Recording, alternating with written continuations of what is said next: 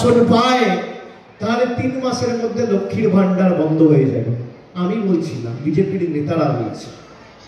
আপনাদের শোনাতে পারি আমি, আপনারা শুনবেন?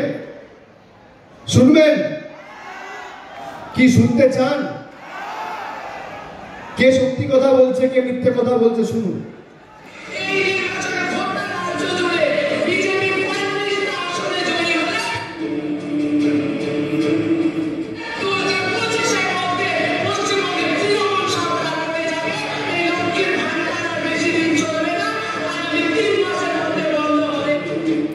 বলছে লক্ষ্মীর ভান্ডার বেশি। বিজেপির নেত্রী বলছে, জেলা কমিটির সহ সভাপতি,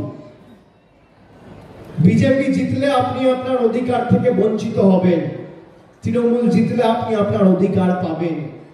2014 থেকে 2019 এই কুচবিহারে আমাদের প্রার্থী জয়লাভ করেছিল। উপনির্বাচনেও পার্থপ্রতিম রায়কে আপনারা জিতিয়েছিলেন। নরেন্দ্র মোদী কেন্দ্রে ক্ষমতায় ছিল, কিন্তু আপনার টাকা বন্ধ করতে পারেনি, কারণ আপনি তৃণমূলের হাত শক্তিশালী করেছিলেন। যেই 19-এ নিশীথ প্রামাণিক জিতল, সঙ্গে সঙ্গে বাংলার মানুষের টাকা বন্ধ। বিজেপির নেত্রী বলছে যে বিজেপি জিতলে লক্ষ্মীর ভান্ডার বন্ধ করে দেব। এই জনবিরোধী বিজেপিকে উচিত শিক্ষা দেবেন কি দেবেন না? 19 তারিখ দেবেন কি দেবেন না? কি আনন্দ পায় এরা? মানুষের টাকা বন্ধ করে গরিব মানুষকে পথে বসিয়ে, মানুষকে নিপীড়িত, বঞ্চিত, লাঞ্ছিত, অত্যাচারিত, শোষিত করে রেখে কি আনন্দ পায়?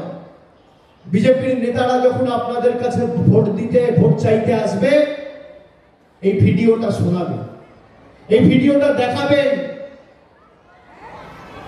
বিজেপির নেত্রী বলছে লক্ষ্মীর ভান্ডার বন্ধ করে দেবো। তার বিরুদ্ধে কোনো ব্যবস্থা নিয়েছে বিজেপি? নেয়নি। এবং বিজেপি জেতার পর 100 দিনের টাকা বন্ধ হয়েছে, তার আগে বন্ধ হয়নি। 2019 সাল অব্দি আপনি 100 দিনের টাকা পেয়েছেন। 20-তে কোভিডের পর থেকে 100 দিনের টাকা, বাড়ির টাকা, সর্বশিক্ষা মিশন, রাস্তা সব বন্ধ করে দিয়েছে। বাংলার মানুষকে ভাতে মারার পরিকল্পনা। আমি আপনাদের কথা দিয়ে যাচ্ছি, আমরা এদের দয়া দাক্ষিণ্যে বেঁচে নেই। আপনারা খালি মাথা উঁচু করে তৃণমূল কংগ্রেসকে সমর্থন করে আমাদের পাশে বাংলা বিরোধীদের উৎখাত করতে, এই লড়াইয়ে আমাদের হাত শক্তিশালী করার অঙ্গীকার আজকে এই সভা থেকে নিন।